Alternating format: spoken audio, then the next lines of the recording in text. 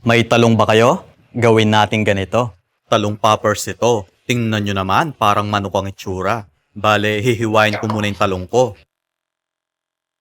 Ibinabad ko lang muna to sa tubig.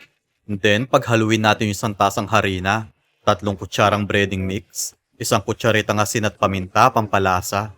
And then, kuha tayo ng 5 kutsarang breading dahil gagawin natin itong batter. Maglagay din tayo ng itlog bilang binder. At konting tubig. Kailangan maging malapot ang mixture nyo. Then, ilubog natin yung mga talong sa ating batter. Depende sa inyo kung gaano kaliit ang pagkakahiwa nyo. Next, balutan naman natin to ng breading.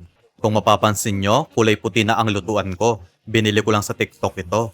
Non-stick pan siya, tapos pang-induction cooker pa. Kung gusto nyo din bumili nito, pumunta lang kayo sa TikTok at search nyo Lokong Kusinero. Tapos, i-click yung kauna-unahang video.